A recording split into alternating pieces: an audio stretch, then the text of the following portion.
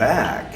This is Buddhist Books, Pāli Scriptures, Episode 3, in which we do a general overview of what are Pāli Scriptures, what is Pāli, what are these scriptures, while we wait for the translations of the Pāli Scriptures into English to arrive, at which point we can dive into those. But in the meantime, we'll get this nice general overview and listen to a lot of my babbling. If I'm being honest, I'll try to do a bit more reading and a bit less babbling this time. If this is your first time seeing me, click here instead and start with episode 1 of Dhammapada. There's 6 episodes, about 3 hours of Dhammapada. That's kind of the most famous of the Pāli Scriptures. These are the Theravāda Buddhist scriptures, which just means original Buddhist scriptures. I mean, if you ask the Theravadins, they leave off Theravādan unless they're talking to other people and they have to explain that they're Theravādan. Otherwise, it's just Buddhism. Buddhism that wasn't like reinvented 1,000 years later and then reinvented another 1,000 years later. You know, Buddhism. It's what the Buddha taught. Into an ism. Monks and stuff. This, I don't know. I just felt like having this. This is rose quartz for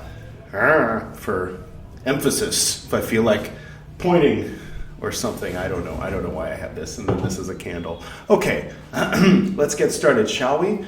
Yeah, we did all the preliminary stuff. So I'm assuming that you have already seen at least the Dhammapada episodes and part 1 and part 2 of Pāli Scriptures. You might have seen more than that. You know who you are if you've seen that stuff. Yeah, anyway.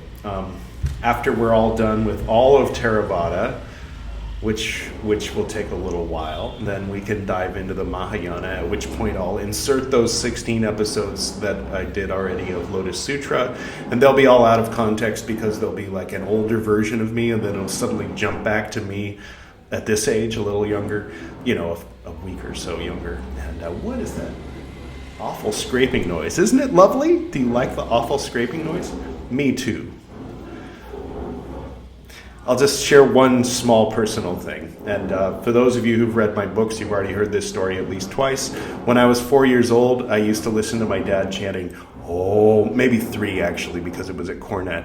And he'd be in there chanting, and he'd get really frustrated if the neighbors were mowing their lawn or if the gardeners were doing, like with the weed whacker, some noise or something. He couldn't meditate properly, so he'd get very upset. And so in my 3-year-old brain, I decided that his word is Om, but my word is Chikung. And what that means is that my meditation is with the lawnmower, with the weed whacker, with the sounds of the cars and the honking and the big truck and the airplane, whatever it is, the big mechanical noises. Of course, little kids, little boys especially, like big mechanical noises and airplanes and things like that. But yeah, that was the idea, is I would sit and I would chant Chukung, and the more noise, the better, you know?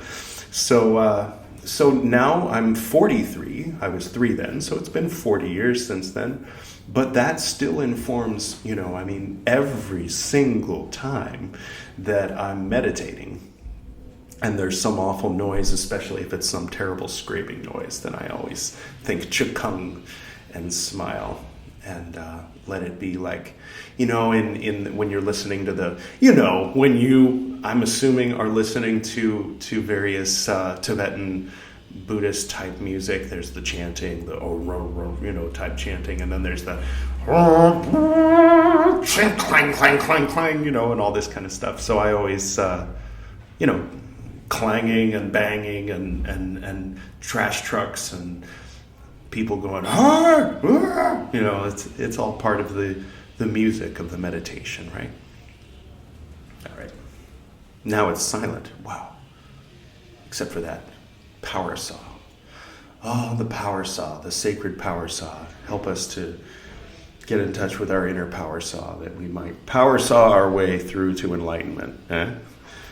Anyway, let's get started, shall we? At some unknown date, picking up right where we left off, kind of in the middle of the episode 2.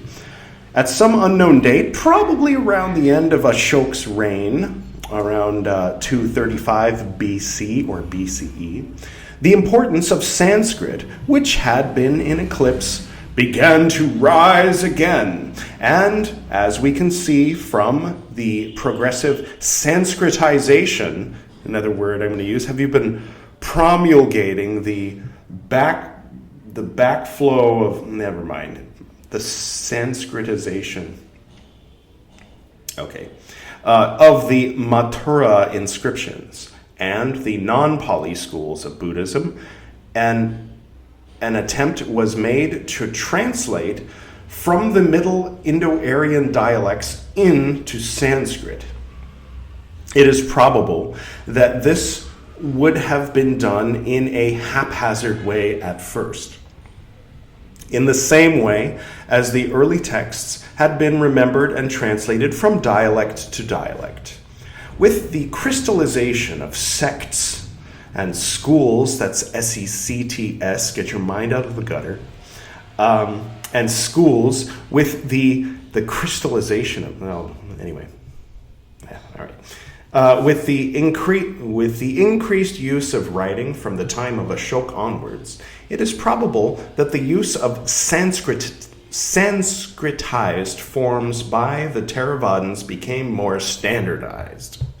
As many words with "ized" in the suffix as you can cram into a sentence is preferabilized. See what I did there? The tradition recorded in the Sinhalese chronicles states that the Theravādan canon was written down during the 1st century BC as a result of threats to the Sangha from famine, war, and the growing power of the Abhayagiri Vihara. Those guys, right? To which the king was more favorably disposed. So this wasn't Ashoka, this was a later king. So there was famine, war also? Famine, and I just read it. Famine, war, and a different, what would now kind of be termed Hindu, because everything in India that isn't Hindu or Sikh, or everything in India that isn't Sikh or Buddhist or Islamic, or obviously Christian or something else, is lumped into the category of Hindu or Indian philosophy, which is, again, haphazard, right? Anyway, so there was a competing philosophy that the king liked more. Ashoka liked Buddhism the most and had all that stuff built. And then the king during this period liked a different philosophy more. Also, there was war and famine, so they were like, we better write down all the stuff that we've been passing on orally for hundreds of years. And so that's when a lot of stuff was written down. Seems to be what it's saying. Okay. All right. There is no reason to reject this tradition because there are indications that texts were already being written down before this date. It seems probable that the Sanskritization of Pāli was virtually fixed at the stage it had reached by the time of the commission to writing, and except for any changes made later by the scribes for the sake of consistency, no further progress was made with the restoration of consonant groups. Those changes, which had been made in a haphazard way, as already stated, had probably occurred for specific religious or cultural reasons. It is, for example, I'll take haphazard changes over taboos where it says you'll go to hell if you change a single word of something that repeats itself over and over, Just personal preference. Anyway. Those changes which had been made in a haphazard way, as already stated, had probably occurred for specific already stated a third time by me because I reread it. It is, for example, probable that the authentic Middle Indo-Aryan from Brahmana, Brahman, had been replaced by the Sanskrit form Brahmaya because of the strongly anti-Brahmanical flavor of the Buddha's teaching. Remember Dhammapada, that last chapter, where he's like, I mean, I wouldn't say it's anti-Brahmin. It was very pro-Brahmin. What it was anti-Brahmin families and caste system. It was, it praised real Brahmins, but it defined them, right, as holy men who are actually holy, not holy because they came out of the orifice of someone who came out of the orifice of someone who was supposedly holy. That he wasn't into, right? Remember that? Anyway, so they changed the word, hoping that a few people have done that, right? Facebook to Meta, Rajneesh to Osho. Well, there's not a total one-to-one equivalency with all of these examples, but sometimes people change their names right around the time that their reputation has suffered, right? Okay. All right. It was perhaps of little value to condemn the Brahmins or to maintain that a Buddhist Brahmin was better than a true-born Brahmin if the recipients of the attack did not recognize their name in the Middle Indo-Aryan guise. Oh, very clever, very clever. Oh, you're talking about something else. I'm a Brahmaya. That's something else. Silly. Tragedy plus time equals comedy, right? Is 2,000 years long enough? Depends on who you ask and what you're talking about, I suppose. Certainly 1,400 years isn't enough for some folks. I'm just picking a random number. What are you thinking of? That? You're going to bring that up? Well, gee, careful, you might offend someone. Okay, anyway. Doop-de-doo. Once the BR group, the BR hyphen prefix group, had been restored in Brahmana, then the way was open for its restoration, their quotes. I'm not doing like air quotes, like restoration. It wasn't really a restoration. They're calling it a quote restoration, as opposed to a restoration that's not in quotes. Anyway, in other words, e.g. is that example, but i.e. is in example, e.g. comment below. I don't feel like Googling it. E.g. bruheti. Even if it were not historically justified. On the other hand, there was no specific need to restore PR hyphen, the PR prefix, even though one might have expected the treatment of voiced and unvoiced labials in conjunction with R hyphen to have been identical. Yeah, that's what I would have expected, right? What are we talking about? Although the chances of major changes being made to the language of the canon must have diminished once the texts had been written down, nevertheless, there was room for a certain amount of minor emanation. Have you been promulgating the backflow of the emanation of the... Anyway, none of that was correct. To take place in the course of the centuries-long scribal tradition, right? If I do this, when I was like, 7 or 6 years old, I'd go to my grandparents' house and they'd be watching Jeopardy, and Alex Trebek, may he, blessings to him on whatever plane he is in today. But anyway, Alex Trebek would give the answer, and then people would be trying to come up with the question, right? Ringing, and I'd be like, and then when someone would answer and he'd say that's correct, I'd be like, yeah, that's what it was. And my grandparents were like, wow, he's really smart. And my mom was like, no, he's just faking. He's fooling you, So I was a naughty kid, and I'm still a naughty kid. I'm doing it when I don't have any idea what they're talking about. Then I go, oh, right, yeah. Anyway, it's a little bit more transparent. You are my grandparents. You're not falling for it. This episode brought to you by... Okay. It's very popular in India, unfortunately. His CEO talking about how people are deluded if they think that clean water should be for everybody. It's like, really? Because you want $1 every time someone gets clean water? So therefore you think we're deluded to think that everybody should have access to clean water, that we're like entitled? This entitled generation thinks that humans ought to have clean water. That's Nestle. That's the CEO of Nestle. So burn it to the ground. First one against the wall when the revolution comes. Excuse me. I just had a little frog in my throat there. I think I got it out. Okay, where were we? Although the chances of mate, we already read that.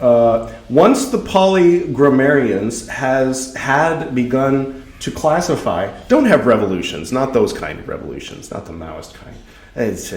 I met someone and her grandparents and all of her brothers and sisters were murdered in these like Maoist, like they brought them out of their house because it was a nice house. Not that they had done anything wrong, not that they had done anything immoral or earned the money, but because they had a nice house, they were shot. It's not a cool way to go, like the systemic imbalances are an issue. That's not the solution, to do that and then cover it up and then put the guy who did it on all the money and then like force everybody to, it's not a good way. I'm not really into the CCP, if you hadn't noticed. My dad was born in Shanghai, China, and his dad was, worked there for many years and was, collected Buddhist things like the Vimalamitra statue over there. And yeah, there were problems under the Republic. There were problems. I mean, they weren't as bad as, under some of those dynasties before that, but man, Mao and everything that's come since. Not into it. What I'm really not into is, you remember, like, are you old enough to remember when Hollywood used to make movies about Tibetan Buddhism? You remember? Back in the 80s, back in the 90s. They stopped. Mulan was the last one. Kundun was the last one, and then the CEO of Disney apologized to the prime minister of the Chinese Communist Party and said it was a foolish mistake. And you can't find it on Amazon. You can try to order it on DVD, but you can't stream it. The Dalai Lama's niece played the Dalai Lama's mother. He helped make the movie. It's a brilliant movie. It was the last one. Why? Because Hollywood is following orders from people who sell the organs of Tibetans to rich people and then claim to be communist. And then enforce that everybody cover it up. Everybody has to cover that up. And if you talk about it, then you're persona non grata, and Al Jazeera, sponsored by the Qatar government. Okay, I'm going far afield again. I'm talking about politics and talking about shit you can say I know nothing about. I know enough to spot bullshit when I see it. Yeah. And I already went and did my pilgrimage to Shanghai. I had to see where my father was born, So I don't need to go back. And after all the stuff that, even just what I just said in the past half a minute, it would be wise for me not to go back, I might find myself in the same cell with those Canadian guys that did nothing. Anyway, all right, where were we? Once the Pāli grammar, I haven't even been checking the time. I think I've been doing all right. I've been reading. I got through like half a page so far. That's more than usual. There is evidence that the opinions of the commentators sometimes had a bearing upon the readings which the scribes handed down. Yeah, 800 years of that, you end up with the Lotus Sutra. Sorry, just kidding. Not really kidding, but, trying not to keep talking crap about that because, the Avicii hells. What if they're right? Shit, I better accept Jesus as my personal savior and accept the Lotus Sutra as the word of Buddha. Otherwise, I might end up in 2 hells, right? Kidding, twice. Okay, and it seems likely that their knowledge might also, also affect the phonology and morphology. I've got to start writing down these words. I love these words. They transmitted. It has, and just using them constantly, just every day. I'll go to the shop next door, and just be like, hello. phonology, morphology, promulgating. I don't even remember what that word is. Promulgating. Anyway, those of you who went to school for the proper amount of time are probably laughing at me. All right. It has been said with some justification that the Pāli of the Canon, as we have it now, is a reflection of Pāli in the 12th century. Well, when the influences of the Pāli grammarians was at its highest. All right. It was to be expected that Pāli would show the influence of Sanskrit because it was copied by scribes who were influenced by the grammarians, who were themselves influenced by Sanskrit. But we must also recognize the fact that as Pāli became the religious language of Buddhism in Ceylon, anybody? Comment below, and Southeast Asia, it was used by a variety of persons as a second language. This led, inevitably, to the introduction into Pāli of features of their first language. More particularly of vocabulary, but also of syntax. Studies of Pāli texts written in Ceylon show clearly the influence of Sinhalese Prakrit and Sinhalese, and also Dravidian, probably through the medium of Sinhalese. Anyway, in the same way, texts written in Burma or Thailand may reveal features of Burmese or Thai. All Hīnayāna canonical texts show evidence of being translated from a dialect of Middle Indo-Aryan. The northwestern Prakrit of the Gandhari Dhammapada has features, e.g. dental, S, where retroflex S, is expected, which prove that it has been translated from some other Prakrit. The Sanskrit of the Sarvastivadin texts from Chinese Turkestan in the Mula Sarvastivadin texts, those, and from Galgit, shows, in general, less Prakrit features than the language of the Mahasangika Lokottaravadin texts, those texts. Although the latter, mostly known only from a single manuscript, are not consistent in their degree of Sanskritization. Their version of the Dhammapada, for example, has restored some retroflex and palatal sibilants.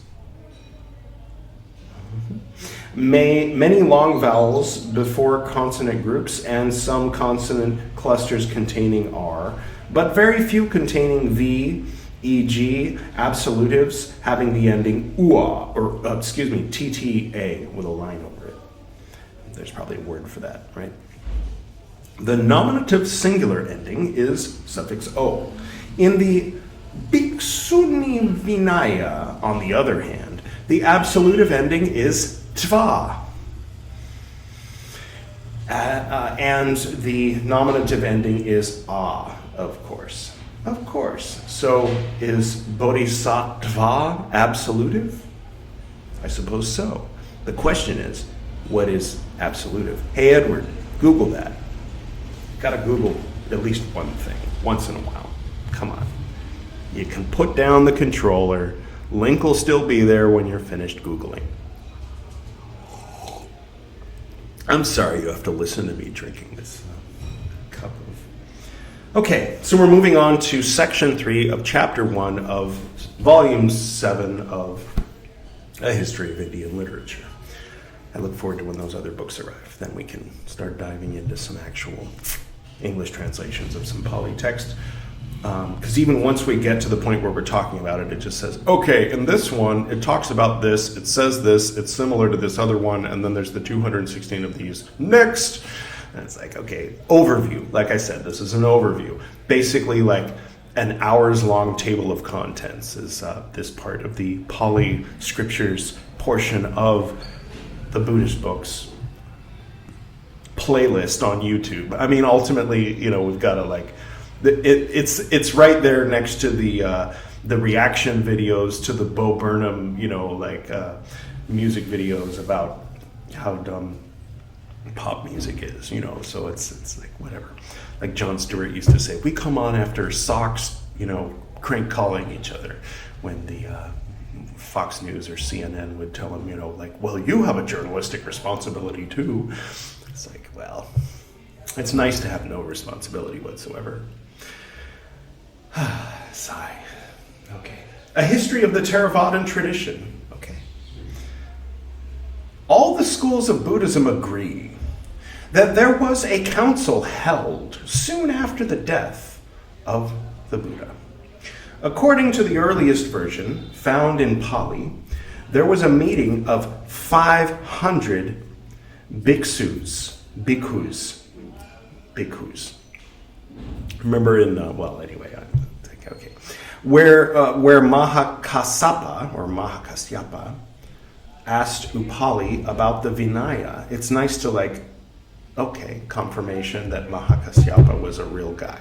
I know those early disciples, they didn't make up the names of these guys, but one of the stories about where the lineage of Zen comes from, that it came by way of Bodhidharma, but that Bodhidharma's lineage goes back to Mahākasyapa, and the lineage was transmitted when Buddha picked up a flower and smiled, and Mahākasyapa smiled back, and all the other disciples were waiting for the Buddha to say something. They were like, are you going to say something about the flower? But Mahākasyapa was like, yeah. And that was the lineage of Zen that was passed all the way through Bodhidharma. And someone had to cut off his arm to learn it from Bodhidharma. And then it eventually went through, Hanshan and Shide and all these people until it finally arrived in Japan with Eihei Dogen. There were branches, of course, other branches that went out different directions. But anyway, that's Mahākasyapa as far as I know him thus far. And naturally, we're going to learn more about him as we read. So, reading is good, right? Literacy is good. Let me finish a sentence, because I know how I am. If I don't put the brakes on at 28 minutes, then we'll end up at 35 again. Although I'm not planning on showing anything. Should I show anything? No, I'm not planning on showing anything at the end. That was a nice little treat, wasn't it? By the way, that music, if you look in the description of the second episode of Pāli Scriptures on this Buddha books playlist, you'll see a link to the rest of that. The music they're singing in the caves was Theravādan monks in California, and they were singing in Pāli. And so it was old school Buddhist chanting, so I thought it would go well with the caves. Whereas in the previous one in Lumbini, birthplace of the Buddha, that was the Heart Sutra, Mahayana Sutra nonetheless, but in Sanskrit, in the old Sanskrit, as opposed to where I usually play the medieval Japanese version, Setumaha hanya haramita shinyo konji zaibo zagyo jin hanya haramita jisho kengo unkai kudo isaiku yakusha rishi shikiku. Oh, that's where I derail. I gotta practice. Okay, let's finish the sentence, shall we? According to the earliest version found, where Mahākasyapa asked Upali about the Vinaya, questioning him about the rules of the Patimokkha, where the offense was laid down, with respect to whom, on what subject, etc. Am I supposed to know what this is referring to? I guess I am. This is for scholars, after all, not me. He then questioned Ananda about the Dhamma, or Dharma for you Sanskrit folk, starting with the Brahmajala Sutta of the Digha Nikaya, and then the Samanaphala Sutta, and so on, through the 5 Nikayas. We're going to end on that? Yeah, we're going to end on that. But I can tell you that depending on how this email and the phone call goes in the next few hours, that at some point in hopefully the relatively near future, we will have those documents translated into English in a shelf. All the Pāli Sutras probably on their own shelf, and then the rest of the Buddhist books will have to be bumped down to the third shelf. That'll be fun. And then, see, I've got like the Indian things. I've got the Vedas over here, then yoga books, then like Sikh, and the Sikh is the transition from left to right. Should I use this? So there's the Vedas, there's the yoga books, there's the Sikh books, and then over here we've got like Old Testament and Gnostic and Sufi stuff, and like basically Western. Now this whole shelf is, as of now, Dhammapada, and then Mahayana, Vajrayana, Japanese Vajrayana, Zen, and then my dad's old New Age guru. So all of that, all of this is going to bump down to here, and this will be full of Pāli Sutras, and that makes me sing in my heart. But as of now, that next shelf is like my books. I've got like multiple copies of all my books. That's Thomas and the Wolf, the Small Gray Mouse, Taco, and then I published my dad's book, Transformations, and Sonnet 1, which is a computer program I wrote, and he wrote the poetry, right? Familiar with Tron, then you have a little bit of an idea what I'm talking about as far as that goes. And then the recent Smaller Mouse. I haven't gotten my copies of Smaller Mouse yet, so that's not there. But I've got them next to like Dune and Shakespeare, just because I have no ego at all. And then books written by people that I know. So this is the books written by people that I know, and also Shakespeare and Dune and a few other things, Scott Peck and things like that. So I'm gonna have to find another place for this stuff, because that's going to be where most of the the Mahayana and Vajrayana and Zen go. And then down here we've got all my like occult and New Age stuff, Golden Dawn stuff from my former life. And then down here, as of now, we've got basically graphic novels, comic books, and Carl Jung. Yes, they do go together, actually. So a lot of like interesting illustrations in the black books on the red book from Carl Jung. You heard me like speed mention all that in the previous episode, and then the Inkal and Jodorowsky's graphic novels, and the Matrix graphic novels, and Far Side, complete Far Side collection, and the Three Body Problem. I want to read that. I haven't gotten to it yet. Okay, let's go ahead and close before I ramble on for another 20 minutes. Thank you all for, again, going on this ride with me, and whoever you are, and in whatever time, probably the future, right? I don't think these videos are going to be seen by people in the past unless something really weird happens. Okay. Right. Okay.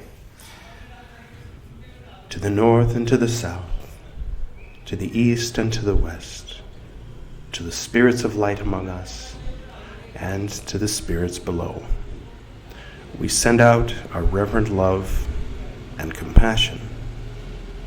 May all beings be happy. May all beings be serene. May all beings be in peace.